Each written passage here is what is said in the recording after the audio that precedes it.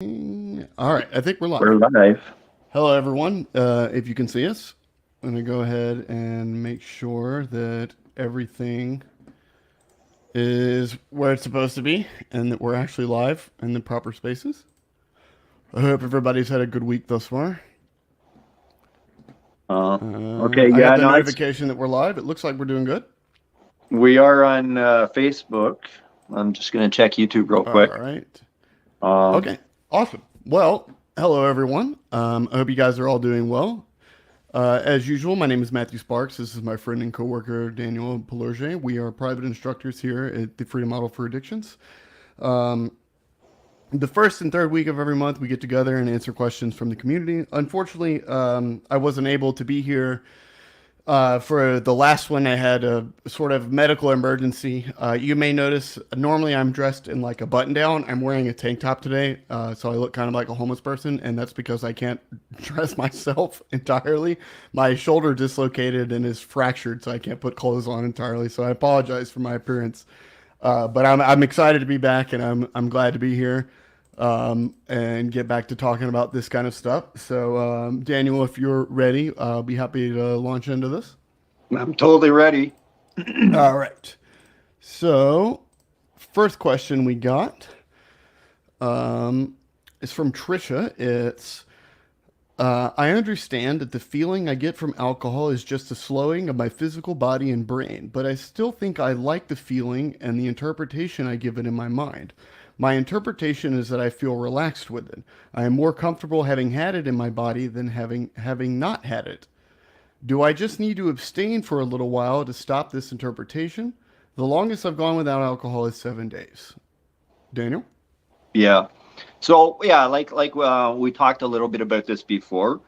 Um, I think that the main thing here is the last sentence. This person points out that they've never been without Right. alcohol for more than a week, right? So if you're looking at making a change, you have to remember that we're looking at like benefits versus benefits, right? So if you've never given abstinence a chance, you don't really know what those benefits are about, and that's why we often use the expression like either taking a break or doing an experiment, right? Right. So Running the experiment. yeah, We've talked because a lot about that. the very first thing to do is to really give yourself a chance and see what it's like, right? Um, and like I was mentioning before, you don't necessarily have to no longer like the feeling you're getting from alcohol in order to stop, right? There's lots of people out there that, for a number of reasons, they've quit or cut down on a number of substances because there's other things that just prioritize, you know? And so the main thing is to really sit down, take the time to take a really good look at what life is actually like without it. I was talking with someone yesterday who well, this is a family member, but anyways, we were talking and he said, when I quit like doing drugs, he's like, at first I'm always, he'll take breaks, and he's like, at first it just seems like, oh my God, this is going to be so horrible, life is going to totally suck, and blah blah blah, and this is all the stuff that he makes up in his mind. And then he's like, you know what? And then I don't do drugs for a couple of days, and it's like, yeah, actually it's pretty good, and he's like, yeah, I actually kind of enjoy it. But that whole build-up process before it, in his mind, it's never Right. going to be good, Yeah, right? you make it this big thing. Yeah, mentally it's like, oh no, my life is going to go to crap, it's going to suck, I'm really not going to enjoy a single moment of any of it. And if someone goes in with that mindset, there's a chance that happens. Yeah, that's totally true. And there are people like that that's just like, they don't feel like life is worth living without their drugs. But that's, it's not an automatic thing. And even if you come in with that mindset, that's not necessarily what you're going to experience if you keep an open mind about changing stuff in your life. Right. So yeah, the summary really is, you do not need to abstain to quote unquote stop the interpretation. But it is a good idea that you abstain, just so you have a general overview of what your options actually are. right? Because right now you're only looking at this one option, and you've been doing this one option for X amount of time, and you're like, well, what do I need to change in order to like try out another option? Well, technically, all you need to do is just try out that other option, right? There's nothing that needs to be changed, you know. Once you've tried the other option, then it really you'll find out on your own which one you prefer in the long run. And obviously preferences change, so the preference right now might be heavy intoxication, but that might not be the case once you've run through the experiment of abstinence for a certain amount of time. you Right. know. So I don't know if you wanted to add to that, but that's Yeah, I was just gonna say, like he said, you don't have to abstain, but think about it this way: because if you've been using alcohol for so long, and under this interpretation, you've basically accumulated for yourself so much evidence that you think you need alcohol to deal with life, basically. Because what happens if you live under this interpretation, you basically create the evidence for yourself that you need alcohol to make through all these, make it through life and all these situations and things like that. And one of the good things about giving yourself a period of abstinence is that if it's a significantly long enough period, it will give you a chance to accumulate evidence saying the opposite, that you can make it through all these various scenarios without alcohol. And you can get to a point where you have sufficient enough evidence to fight against that conditioning, because you are having to uncondition yourself from a significant amount of conditioning. So abstaining can definitely help you with that, because it gives you the chance to really, really figure out that you don't need it. And then, as always, we normally mention, it just gives you some added clarity. Just abstaining from drugs in general, whenever you're trying to make big life altering decisions or changes to your behavior, can just be a good thing in general, because it gives you some stability, some clarity. It can also give you more financial stability. It has a lot of benefits. So it's certainly not a bad idea to abstain. You don't need to do it because you're not powerless, but it could definitely be helpful. hmm Yeah, no, exactly. And this person was talking about the idea of relaxing, right? Right. And so they have that association in their mind.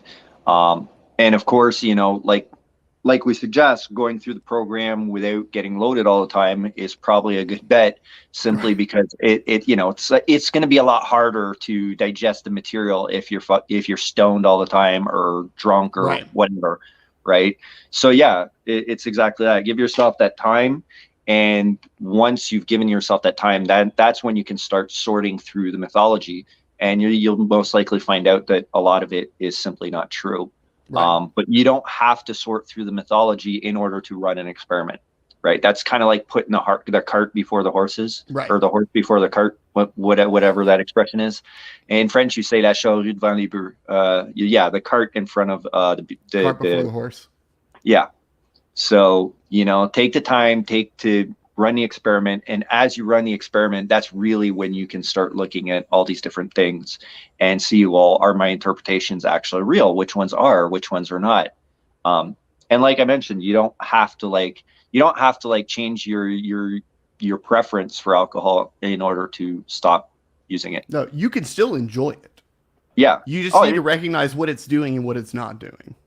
yeah. Well, if you think about it this way, there's tons of people out there that, they quit for reasons that have nothing to do with how much they like it or not. Right. They just have all these other competing things that are going Right. on. It's interfering with your goals, or maybe you have health reasons, or like whatever. Exactly. So it's like, like in my case, for example, that was exactly what happened. I didn't stop liking drugs. I was just like, you know what? I kind of want to try something different.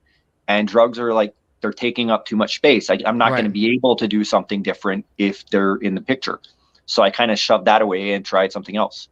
Yeah, Right. one of the things about drugs, and in particular with alcohol, is it can eat a lot of time. Like being intoxicated, it can take a lot of time, because Yeah, you lose your ability to do a lot of other things.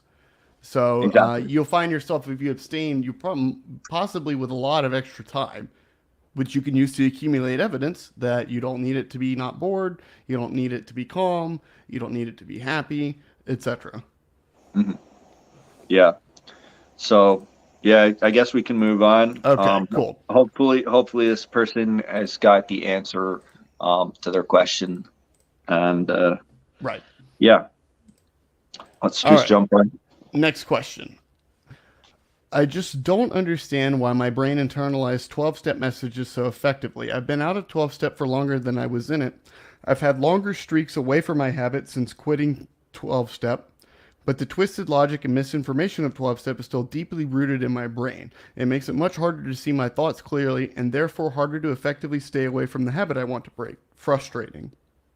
Yeah. There's some reasons for that. It's not it's not just you're not crazy or anything. You will go ahead, Daniel. Yeah, no, exactly. The thing is, it's not, you didn't internalize this message via going to meetings as much as you internalized it because of the culture that you were raised in, right? Right. We get this That's my, messaging everywhere. You don't have to be in an AA meeting to hear about powerlessness. exactly. Like as soon, and we were having this discussion before, the person whose stuff we answered to like last month, and then we were supposed to do a bit of a second part on that. They brought up a comment on about this, right? They actually did not address any of what we pointed No, out. of course But not. then they just jumped in and accused us of conflating two groups, and that's the heavy drinkers and the real alcoholics, quote unquote, right? Which is complete nonsense because there are no two groups. But Right. if That you ask distinction is completely arbitrary. It's made up. Exactly. But if you go out there and you ask like the average person that doesn't have a drinking or drug problem, that has never gone to a meeting in their life, they will still tell you that these groups exist, Right. right? It's like, oh no, but that person, no, they're different. They're an addict, right? Right. Well, They can't stop. yeah, how about your cousin Jim, man? He had a suit. Oh no, he was just like a big coke fiend, but like he just Yeah, all of a sudden he he got it just together. yeah, he obviously wasn't an addict because he quit, right? So this is a message that's been vehiculated through the media, through Hollywood, Right. through everything for close to a century, Hmm. right? And it's got So that dumb built-in cop out, which is anything that doesn't fit the narrative, you just say, oh, then that person wasn't a real addict, which, as we pointed out before, is a logical fallacy. It's called the no true Scotsman fallacy, where you can yeah, just say every single time someone doesn't work for your argument about alcoholism, oh, that person must have not been a real alcoholic or a real addict. That's absolute bogus. It's not a real argument. The distinction is made up and arbitrary. Sorry. exactly. Yeah, no, exactly. And and there's a lot of other mythology surrounding substances that's been around for so long, like way past that, right? This idea of like demon rum, Right. or this idea that, like in Latin you say in vino veritas, like in wine, from wine comes the truth, right? That somehow if you're drunk, you're going to be honest, or like, or the truth will come out when you're drunk. And that's Right. it on some level it is true because we've built this belief, because we Yeah, we have make it true. We've exactly we have this manifested it. license to misbehave, where it's like, well, if he did something really stupid or he said something really stupid, da da da, we can always sit down and blame the alcohol, right? So we've been doing that for God knows how long, right? So all these things are all kind of meshed in together, and so it's absolutely normal that this person is feeling like they're brainwashed, because like we point out some really straightforward facts that kind of demolish that entire mythology. And it's like, well, yeah, but I bought into this, and it's normal. It's normal, and it's not because you went to AA. It's Well, that certainly because of didn't help. this. I think put it this way. I think AA really came about because our culture already had a lot of these beliefs. Yeah, You we've know what I been mean? demonizing substances and giving them magical powers for quite some time. Exactly. Well, if you look at like where AA was born, AA wasn't born in Italy or in France. It was born in the good old US of A with the temperance movement, right? Where there was already this concept of alcohol being like this evil devil that's really going to screw you up, right? That would not have worked in southern France. It just wouldn't have. It's like, you mean the stuff that we drink when we're having dinner? Yeah, no, that doesn't make sense. You don't know what you're talking about, you know? So yeah, it's a big cultural shift. So when someone if someone is feels like they internalize that message through 12 step, it actually runs a lot deeper than that even. Right. So that's something important to understand, because like we were talking about earlier, this person that we tried to have a bit of a debate, I guess you could call it with. Yeah. Anyways, they just pointed out a bunch of stuff. We poked holes through their entire theory, and then they just threw out. They didn't address any of our claims, and they just No, moved on well, to something else. Well, they couldn't address it, right? Like that's the thing. You can't address it because, like we pointed out where there's no structure to what you're saying, right? It's like there either is such a thing as someone who can't control their substance use, or there isn't. There's no like in between kind of thing. So, if you look at the brain science stuff, yeah, no, there's no such thing as a hijacked brain, right? Like it doesn't happen. Your brain doesn't like turn into like some crazy wild terrorist like on an airplane or something, and it's like all of a sudden you can't do anything, or else it's gonna make your body explode. Like no, And so we pointed that stuff out, and so then they just jumped on to what you were talking about, the no true Scotsman's fallacy, where it's like, Right. Well, yeah, there's people like that, but those weren't real addicts. Like any real addict I know never really got their life together. Blah blah blah blah blah. Like no. Which is also a personal anecdote, which is completely worthless. Yeah, no, but they did point out, and I think this is important to address. They did point out that they knew a number of people that did get their life together, right? And then they just called them not real alcohol. Yeah, they even mentioned that a number of those people actually were out there moderating, but it doesn't really count because they were not a real addict, right? They're not a real addict. So they don't count. So yeah. Anyways, maybe we could just jump off to the next one. But yeah, that's the whole thing. It's this whole mythology is encapsulated within our global culture. Yeah, so to that person, don't feel bad if it feels like it's especially ingrained. I point this out to people all the time. Like, how many movies and TV shows have you seen where like the main character is like sad or angry, and he goes to the bar and has a drink? So you associate that like the way that you cope is that you use alcohol. Like, we've been getting these messages about how we utilize drugs and what they do for us throughout our lives. Most of the time people are never made aware of it, or never, you never think to question it. It's just for some unfortunate few of us that have to end up in 12-step rooms.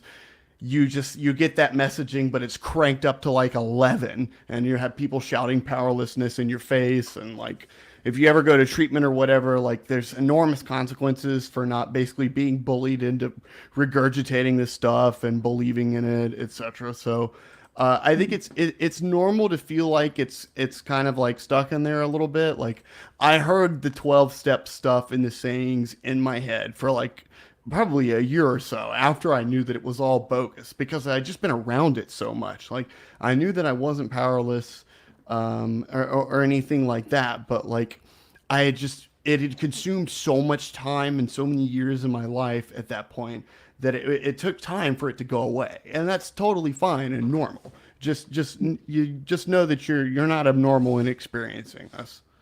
Mm-hmm. No, exactly. It's absolutely normal to be questioning things when everything around you is telling you one thing, but you're getting this other message somewhere else, and that message rings true to you, right? Right. It's kind of like if everyone was telling you you're crazy, except for this one person who's like, no, you're not, and you're like, well, good, I don't feel crazy, but everybody's gaslighting you into believing that you're crazy. Like, yeah, it's kind of normal that you're struggling, like there's that good old expression, if half a dozen people tell me I look like a horse, it might be time to start looking for a saddle, right? So, and in some cases that's simply not true. You don't need a saddle. You're not a horse. Sometimes they're just wrong. Exactly.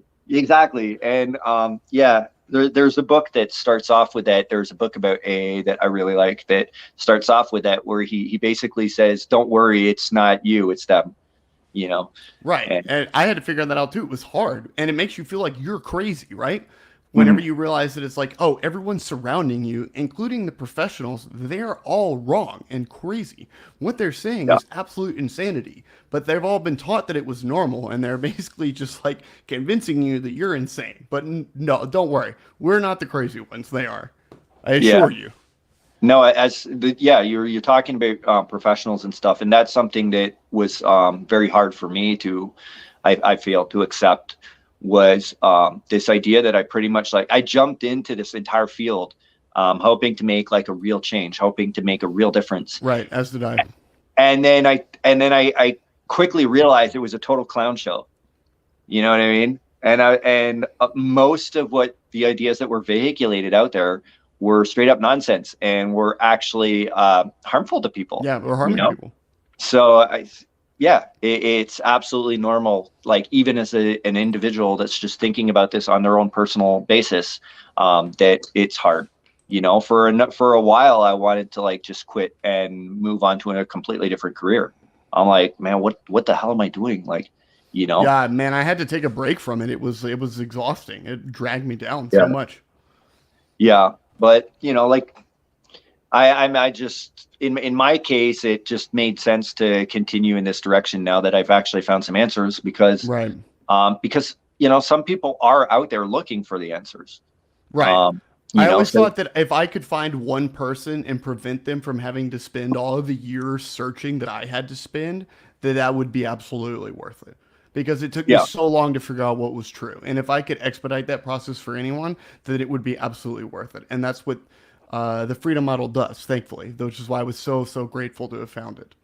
yeah. And I think that's, if we jump on to the next question, I think there's a few things that kind of latch on to that. Right. You know, because there is, of course, an association between a lot of these questions. Right. So, Right before we do the next question, there's one thing in here that I just want to mention real quick. I think you said that Ricky posted it. It's a question about free will. Somebody asked a question about the existence of free will, sort of from a philosophical standpoint. And he mentioned Sam Harris, who is a neuroscientist, and he has a book called Free Will. I'm not going to spend a bunch of time on this stream debating the philosophy of free will because it's not an answerable question, and that could go on for an eternity. If you want to discuss this with me, I spent an enormous amount of time reading about this, and philosophy is one of my other hobbies. You're welcome to private message me about it, and I will talk to you about it. But we're not gonna get into that on here. It would go on forever and ever and ever and ever. People have been studying about it and debating free will in philosophy and now in the realm of science for hundreds of years at this point. So, Ricky, if you're out there listening to this, if you want to talk about free will, message me and we can talk about it. So the next question, the word victim doesn't sit right with me. However, after watching Anonymous Addiction, Bobby C. Bobby C is as raw as Monica, Michelle, and Mark, and he mentioned victim in a video. First, I thought stop, then I listened.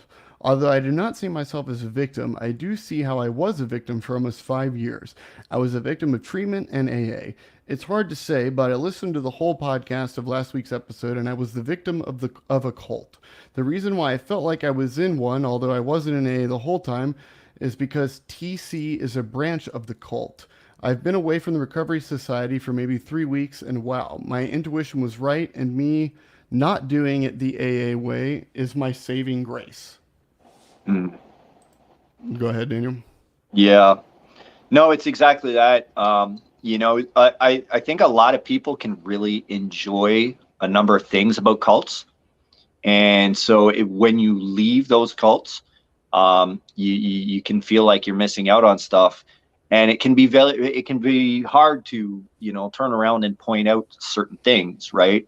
And so when this person was talking about the word victim, this is not really something, you know, if you had told me when I was going to the rooms that I was a victim of recovery culture, I would have laughed in your face. I'd be like, what the hell are you talking about? Right? Like, I have a good life. I'm enjoying my life. It's like, what the hell are you even talking about?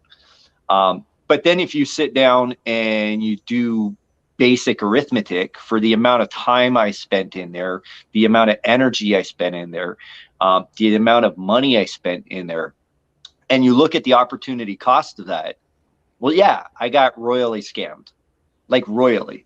You know, Oh yeah, so bad, I man. could have gotten a couple of advanced degrees instead, right? So the bottom line is like, I totally get where this person is coming from when it comes to the word victim. I never really looked at myself as a victim or felt like a victim, but yeah, I got conned out of all that time. You know, all that time that I could have spent doing something else, all that energy I could have spent doing something else. So yeah, that's absolutely normal. And this person also talked about the therapeutic community, right? Being a branch of the cult. And that's actually the only place that I've ever seen anyone point that out was in Charles Buffe, I think his name is Buffe. Anyways, it's a cult or cure, right? Alcoholics Anonymous cult or cure. Cult or cure. And, yeah, and he points that out. And in his first edition, he didn't go too heavy on it, but then he got ripped on so hard that then, if you read the preface to his second edition, he's like, no, you know, in the first edition, I wasn't too sure if it was a cult. I was like, yeah, it's kind of culty. But second edition, and then the cult came for me. Yeah, then the cult decided they wanted my head, you know. So yeah, that's something that's actually not mentioned a lot. But if you go to like pretty much any rehab in North America, like pretty much any rehab, there you're gonna have a bunch of steppers that work there. You're gonna have basically every single one. Yeah, you're gonna have 12-step ideology shoved down your throat, and this is even in quote unquote centers that are doing like all this dual diagnosis stuff, right, and non-12-step and so on and so forth.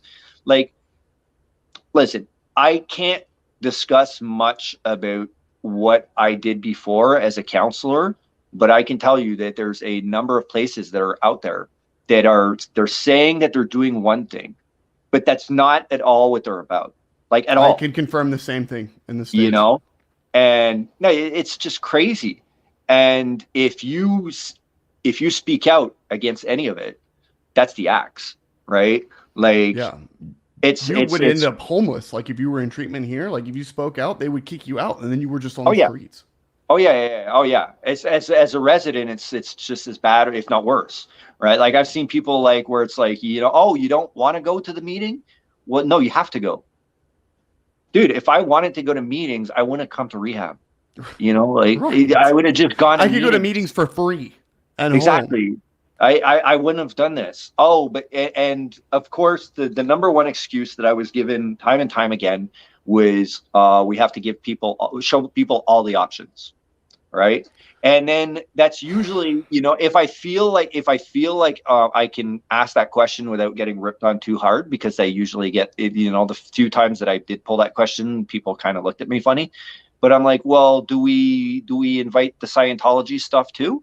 Right? Because what are all the options here? Exactly. They have an entire rehab program, detox, all of it, right? It's like Scientology stuff. Yeah. You know, what other stuff do we invite? Or is it simply AA and, you know, it's other little descendants like of 12-step? Is that the only like quote unquote all the options that we're supposed to be offering? Right?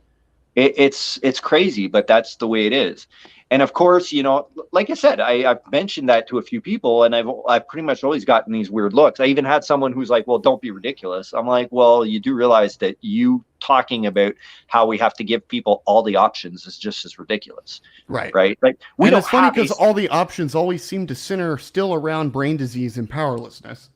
Yeah. And more importantly than all of this, it's this idea that people will, you know, they're coming for help, and then you're basically telling them, well, you know, this is all the options, and then you're offering them like one option, right? That's all the options. It's just this one option. Like I don't think I've ever seen in the years that I worked in rehab, detox, reinsertion, all that stuff, I don't think I've ever seen someone that had not gone to a single meeting. That didn't know what 12-step was when they showed up. I don't think I've ever met a person like that. And, you know, within 12-step, they say, the definition of insanity is doing the same thing over and over again and expecting different results. Which is hilarious because they'll keep sending you to rehab and doing the same 12-step shit over and over and over again. Exactly. That's literally what they're doing, right? They're getting you to do exactly the same thing that didn't work the last 49 times and hope that magically the 50th time it's going to work. Right. And then when it doesn't work out the 50th time, it's of course not the program's fault. It's your fault because you didn't do it right. Right. It's always your fault. Ultimately. So, yeah, it's unfortunate, but it's like that. So, yeah, when it comes to like the word victim, I can totally understand how it can feel like a very strong word to use.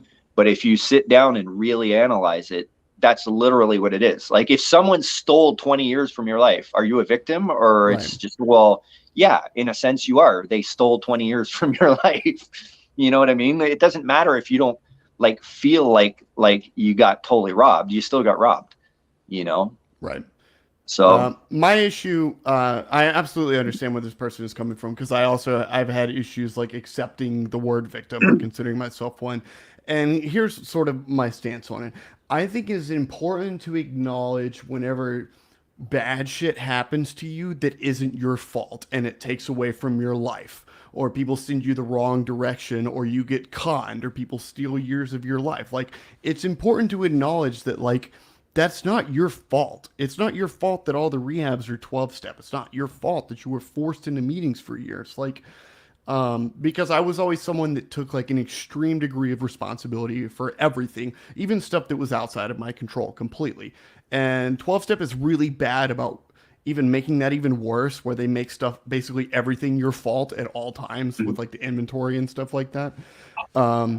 So it's important to acknowledge whenever stuff happens to you that's out of your control, that is bad, so that you can accept it and move forward. You don't want to be a victim forever and get stuck there and be someone where that just has things happen to them. You don't want to get stuck there. You want to accept that, okay, this awful things happened to me. I wasn't necessarily in control. This isn't my fault. I'm going to deal with this, and I'm going to take charge, and I'm going to move forward. I'm no longer going to be a victim. So it's useful to from like an acceptance standpoint, to accept where things aren't your fault, just as long as you don't get stuck there and become the perpetual victim, because there are people that do become that. There are people that stay in AA that do that just think themselves as victims forever, and they never move forward in life. They just get stuck there forever. So it's okay to consider yourself a victim in this situation. Just don't get stuck there. Yeah, no, exactly. All right. Like I said, I really like the fact that they mentioned that the entire therapeutic community was just a branch out of the cult. Right. Because that's something that's not mentioned. But it took me 10 years to find a therapist that wasn't associated with AA and like actually didn't buy into all that crap. Well, look, if you had a rule, an enforced rule, that no one that believes in powerlessness or 12-step ideology is allowed to work in a treatment center, we wouldn't have any more treatment centers. No, they would all shut down. It would exist. The entire industry would evaporate overnight. Exactly. It would just fall apart, right? So that speaks volumes about like when we're talking about all the options, what we're talking about, right? It's really in hypnosis you call it a double bind, where it's basically you give a person two different options, and so they think they're making a choice, but both those options are leading them in the same direction anyways. Right. No matter what options you get in treatment, you're still going to end up considering yourself powerless and permanently broken and diseased. Exactly. I could suggest 5 or 6 different series of options, right, with 2 or 3 or even more options, and still bring you in the direction that I want you to, and that's where the person would be like, well, I felt like I made a logical, rational choice. I had all these options and I made decisions. Well, it really depends on what options were presented to you. Right. Sometimes all your options suck, or your perspective has been so distorted by the garbage information that they've given you that they're not really any good options to begin with. Or your options are just purely illusory. You have no options. It just seems like you do. Yeah. Yeah. So yeah, like I said, a lot of these questions relate because a lot of this pretty much comes down there. I don't know if you can see that, but how much it ties into our first question, Right. right? This whole idea of like the real addict, the real alcoholic, how, how our entire culture has internalized these messages, right? Like if you tell people like we should not have like a gazillion rehabs all over the place, oh, you don't have any compassion, you Right. don't want to They'll help throw that people. number like only 1 in 10 addicts gets the help that they need, which is like, Yeah, yeah, that's because everyone else gets over the problem. yeah. People move on. Right. And I've seen a lot of people that it has actually made their, of course this is anecdotal, this is not the case for everyone, but I've seen a lot of people that their lives have gotten like a lot worse through integrating these messages in their Oh, lives. mine got so much worse. Yeah. After I encountered treatment and started going to A and everything, that was the darkest period of my whole life. That was the worst I Yeah. ever got. Yeah, exactly. And we have another question that relates to that. And so I think we Yeah. can jump down that road when we get to that question. All Um, right. because Yeah, I'll go ahead and jump to the next question. The next question is it okay if I have a slight sense of missing my old motorcycle while completely happy and grateful for a new one? Like missing good old times I had with the old motorcycle, but not wanting them anymore. Does that signify that I still see a benefit in the old ways? Now, this is obviously kind of metaphorical for those of you that don't see what he's talking about there. So go ahead, Daniel. Yeah, no, like you were saying, in the book, what I believe Mark wrote this part. Yeah, I But think it's Mark. anyways, what's mentioned is, if you have a motorcycle, you love your motorcycle, you like riding your motorcycle, or it's no, your bicycle actually, and then one day you buy a car or a motorcycle or whatever, and then you basically upgrade.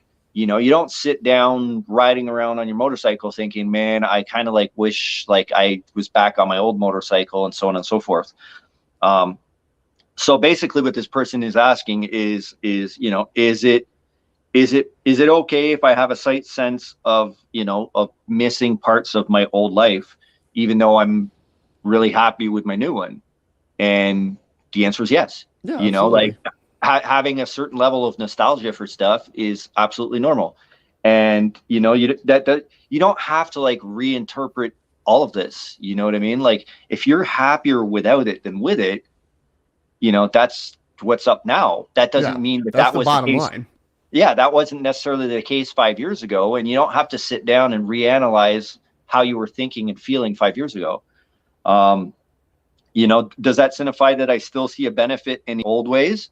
Well, kind of, but not to the extent that it means that it's a bad thing, Yeah. you Or know? you can acknowledge that like you have nostalgia there, or maybe the enjoyment that you got was because of an illusion, or you were incorrect, or whatever, or the benefits weren't actually there. So you can do both. You can acknowledge that like you may have gotten enjoyment out of something at some point, but you know now that it's not real or that it was harmful for you in the long run. Like that's okay.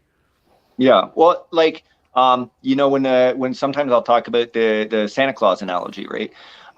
It's exactly the same thing. Now that I'm a grown up, I know that Santa isn't real. Right. Okay. I've come to terms with that for quite some time.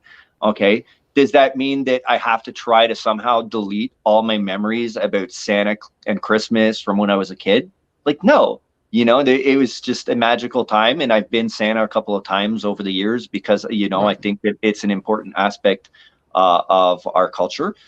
But yeah, no, it doesn't mean that I'm at any risk whatsoever of starting to believe in Santa Claus again. Right. Um, there's we can look at times that no longer exist. That's literally what nostalgia is like thinking about these times when there was, for whatever reason, we had all these different circumstances and we felt a certain way. But once you've seen the truth about stuff, you can't go back to that, right? Like if I really come to terms with the fact that alcohol just simply cannot relax me, okay, I can't go back to drinking more in order to relax. It's not going to work, Right. And the fact that I believe that to a certain extent and that I can sit down and reminisce on that, um, is not conducive to me doing it if I know that, well, yeah, that's what I was doing then, but now I know that the alcohol wasn't actually doing that. I was doing that. So there's no point in me going to the alcohol again. Right. Yeah. We've had a couple of people that have mentioned that in a sense, we're kind of like a buzzkill. And AA is also a buzzkill, right? Where it's like, what do they say? A head full of AA and a belly full of beer makes for a really unpleasant drunk or something like that. Right. And it's the same thing. And once you come to this realization that you can't change the content of your thoughts through substance use, getting loaded, it's just, you're not going to have that same interpretation. Right. It'll be a completely different experience because your interpretation and your expectations and your beliefs so profoundly influence your experience of the drugs, as we explain in the book.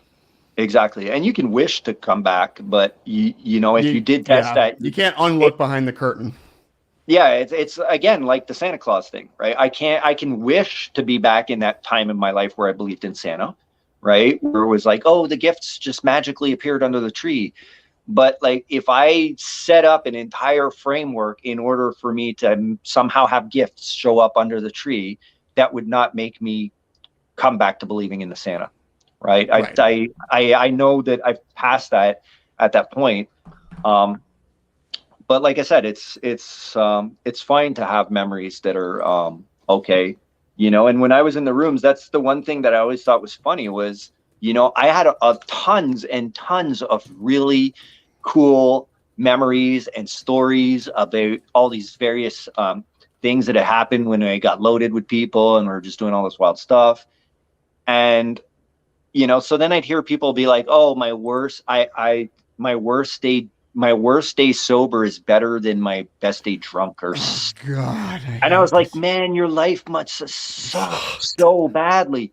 Like, I could sit down and start making a list of all the cool stuff that happened to me when I was getting messed up. You know what I mean? Like, and depending on the drug, it's like, what are your top 10 LSD experiences, for example? And you can accept that and still choose not to do drugs anymore. That's Exactly. fine. Exactly. I had like I had crazy experiences with mushrooms. I grew mushrooms for quite some time. I just had access to like so many and I had tons of psychedelic experiences. And some of those were really like profound. But that doesn't drive me to want to go do mushrooms today. Right. Like I have no desire whatsoever to ever do that stuff again. Like there was a point where I reinterpreted things in my mind where I was like, you know what, this is just, I'm just not enjoying it anymore. Right. Those experiences are past. And so that's simply the case. Now, can I sit down and have a discussion about my wildest mushroom experience and how amazing it was? Well, yeah, totally. I can tell you all about it. But that doesn't mean anything. That's got nothing to do You're with not jonesing to go get some mushrooms. Like, it's fine. Exactly. And those experiences were based on set and setting a lot more than the drug, right? The context was completely different. Like, and today that context can no longer exist because of my understanding of things. That context can no longer exist.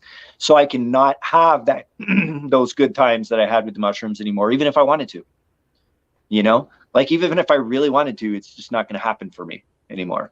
So I think that's important to integrate as a person and to really understand that, you might be seeing benefits in some sense you are, but not necessarily because, the bottom line is what you're actually doing, right? If you're still riding around on your new motorcycle and you're loving your new motorcycle and you're having the time of your life, sitting down and reminiscing about your old motorcycle once in a while doesn't mean that you miss your old motorcycle. Right. It doesn't mean that you don't like your new motorcycle. The truth's in the pudding.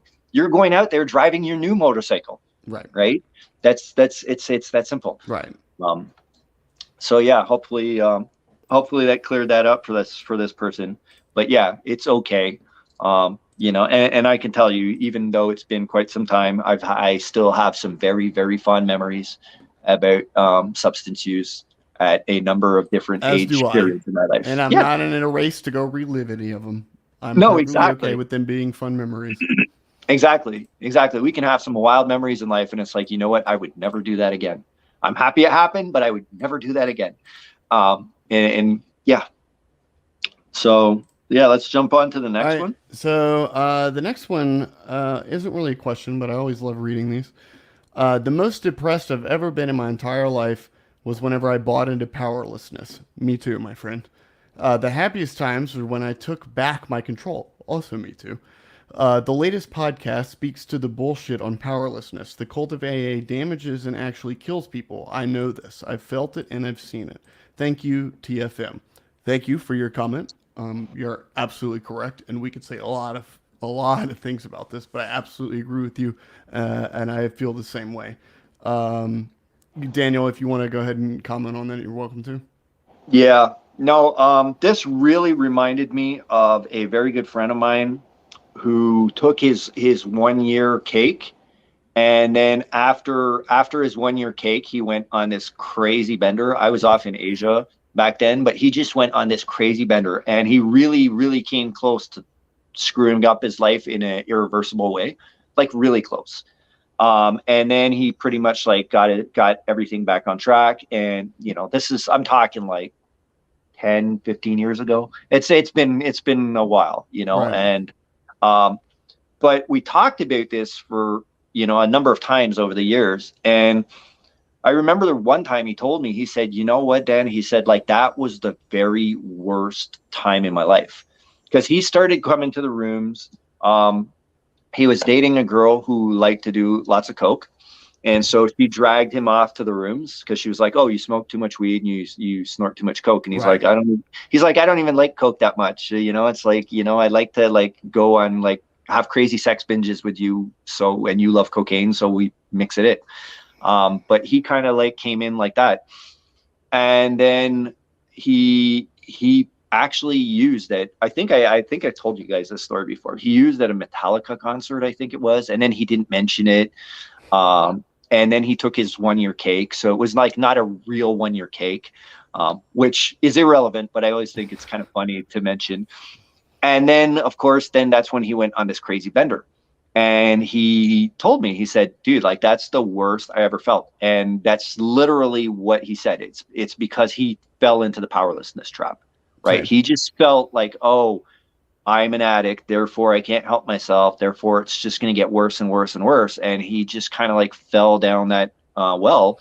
And fortunately, he came back fairly unscathed. And today, he just has his life. He lives off in the sticks. He's got this beautiful little house. He's waiting. They're expecting a second kid. Him and his wife. They've Good been for him. together for quite some time. So yeah, he pretty much straightened out, and he's no longer going to this stuff.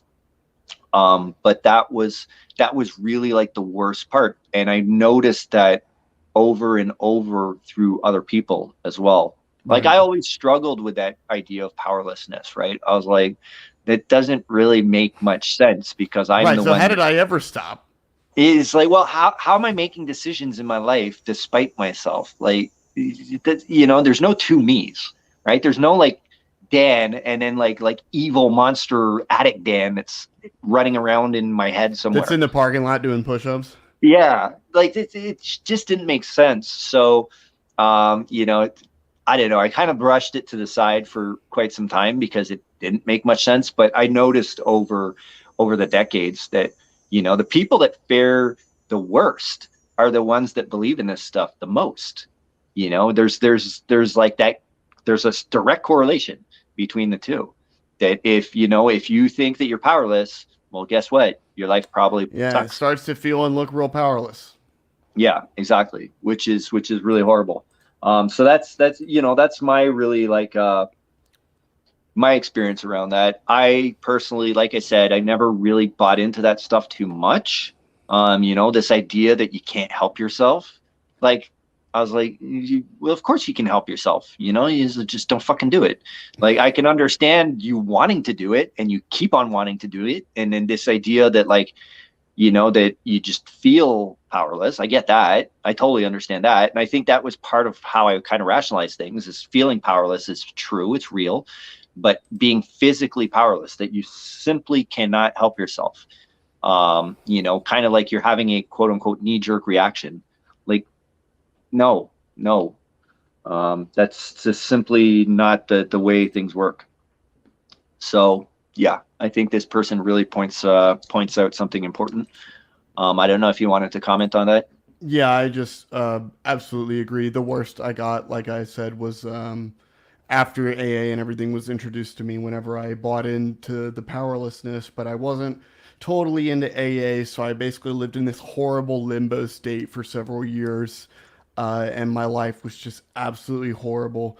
And this person is right that it does damage and kill people because I have friends that are no longer alive because they just kept getting shuffled into treatment center after treatment center after treatment center.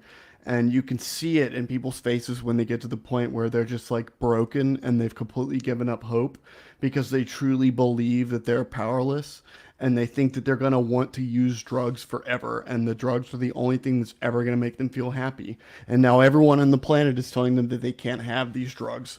And what a horrible nightmare it is to live in that. And so those people aren't alive because they OD'd or some of them took their own lives.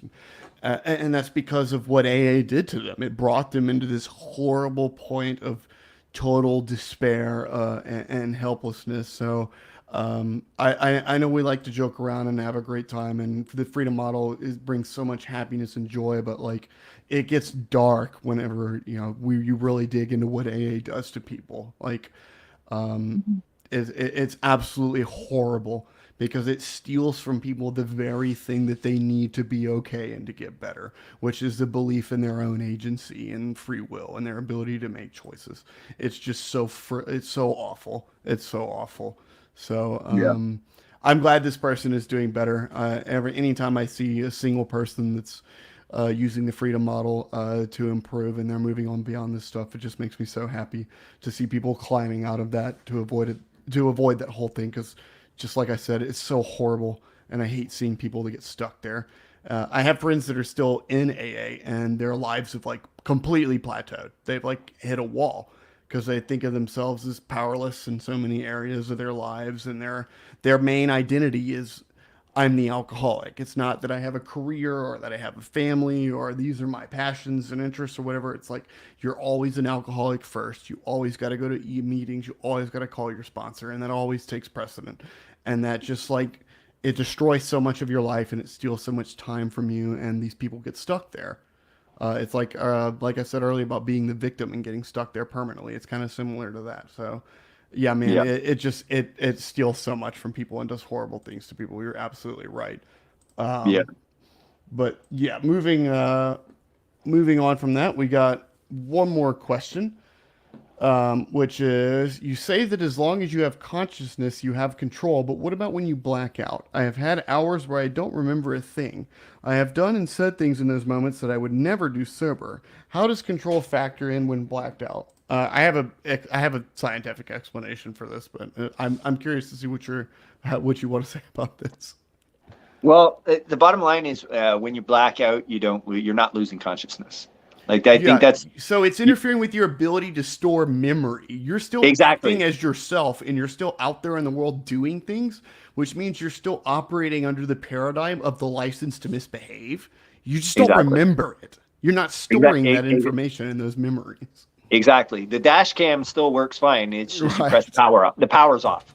So you're not recording anything. Right. So, it's simple to go, well, yeah, but I don't remember it. Well, yeah, you don't remember it doesn't mean you weren't conscious. Right. You're going Right? into the blackout with all this information like, oh, alcohol makes me do crazy things and like Yeah, I can exactly. blah blah blah blah blah. Like just because you don't remember it doesn't mean you weren't yourself. Like ask anyone that was around you during that time. You were very much present and walking around and doing stuff. It's like Yeah, it interferes with your ability to store the memory in your hippocampus. So it's just like you just don't remember it, but you're still you, and you're still bringing in all those beliefs into your blackout. exactly. Control is like, I think control is a non-issue, right? Having a discussion about control actually muddies the waters more than anything else. In Appendix A, there's a beautiful example of the two different types of control, right? Like loss of physical control and then loss Right. of social control, and the difference between those two. And so when he's talking about, for the people who haven't read the appendix, When we're talking about physical control, it's kind of like skidding on a patch of ice on your car. You've lost control of the car. The car is just going to go where it goes. And there's nothing that you can do about it, right? You can mess around with the steering wheels, or you can jam the brakes as many times as you want. You're just going to keep on skidding until you stop. That is physical control, loss of physical control. Now, within substance use framework, people don't lose that type of control. What we're talking about is social control, right? So that's like the kid who's like screaming at the top of his lungs at the Walmart in the toy. This in just the toy happened to me section. yesterday, man, in the grocery store. Because mommy doesn't want to buy him like the new G.I. Joe or something, Right. right? And so he'll run around, stomp on the floor, roll himself on the floor and whatever, right? And you can say, well, he's out of control, right? Well, yeah, but can he like not help himself? Of course he can help himself. Out of control. Right. He's doing exactly what he wants to do because he thinks that he's going to get the reaction that he wants by doing that. Right. It's not like he's on ice and he can't help himself and he's just going to land where he lands. Right. So I think this is a really important issue to understand when we're talking about control and loss of control, because control is quite literally a non-issue when we're talking about this. And so the way that question was framed, right? You say that as long as you have consciousness, you have control. Yes, this is true, but we're how could I say, but what about when you black out? Well, you're still conscious. You're still a conscious entity. You are still a being with, consciousness. You're just not storing the memory of the events. Exactly. You're quite literally not taping what's going on, but that doesn't mean, that doesn't mean that you're going to do things that are like 1,000% out of character, right? They're still going to be based on the societal beliefs. Right. Yeah. Your behavior is still informed by all the information that you had going into the blackout. Exactly. Like, I think I forget what that culture is, but there's a culture where they do not lose their inhibitions when they're drinking. That Teapuk, I think they're called. I can't remember the name of it, but I know what you're talking about. Yep. Yeah. So there's this tribe in, I believe it's South America or Central America, where anyways they get blackout drunk, like they get totally wasted. They're basically drinking like engine fuel. Yeah, right? It's like some ungodly amount of alcohol. Yeah, it's like 180 proof or something like that, right? It's like almost pure ethanol. And so, it's funny, but they do not have these crazy out of character things that happen. No, but that's just get sick and pass out. Yeah, well, but that's all based around their cultural belief about it, right? It would make no sense whatsoever if one of them did something which in our culture would be considered like normal. Oh, he was like way too drunk. Right. None of them start beating their wives or like doing all this crazy out of character stuff because they never got the information that alcohol turns you into one of these different kinds of people. It's not an association that they have. They don't even have that information to bring into a blackout. So it's not going to happen. Exactly. They don't have this idea that somehow they're going to turn into Mr. Hyde because they had the booze. Right. So because they don't believe that they were going to turn into Mr. Hyde, they don't. And what this person is bringing up is like, yeah, but I do turn into Mr. Hyde. And what we're telling you is that it has nothing to do with the alcohol and everything to do with your beliefs around the alcohol, and specifically the cultural beliefs that have been onset onto you since you were a kid, and that, again, that comes back to that very first question where this person was talking about AA and 12-step and having internalized this message. But it's absolutely normal that you've internalized this type of message because we all did to a certain extent. Exactly. You've grown up in this culture, I don't think anyone, the vast majority of people that don't have a substance use problem will still feel like there's something, there's something kind of wrong with someone who does.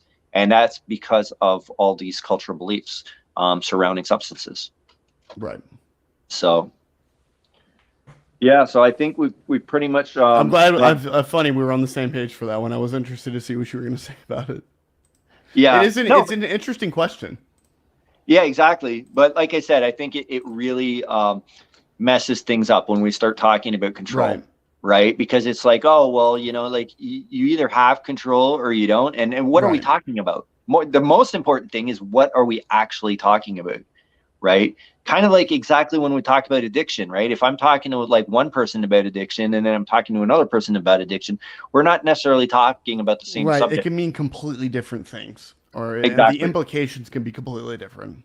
Exactly. Right. So if you look at some of like the NIDA definition of addiction, for example, like this whole, like that doesn't exist. I'm sorry, it doesn't Right. exist. It It's not doesn't. real. It's nonsense. But then if you sit down and you listen to someone like Stanton Peele talking about addiction, well, yeah, dude, that's like literally like the explanation of things. Right. Right. So, but the thing is, how can addiction be real and not be real? Well, it really depends what we mean. Right. Right. So, it's one of those really, really charged words in our culture, like a lot of things, just like God, for example. You can have a lot of people that you ask about God and they're like, oh, yeah, I believe in God. And you're like, but then when you probe them, what they believe has nothing to do with what you were asking. Right. So, Right. anyways, That was our last question, yeah, that was it. and So we're right at the hour mark. Look at that.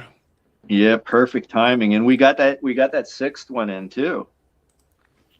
All right, everyone. Thank you for your questions, your input. Those of you in the chat, thanks for your comments. We really appreciate any and all engagement. If you guys have any questions that you want us to address for the next session that we do, feel free to contact us or put them in the Facebook group, or you can email Daniel or myself. Our emails are right below our faces here on the live stream.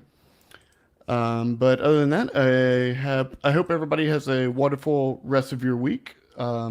Thank you, Martha. I see you down there. We appreciate you being here. Daniel, have you got anything else?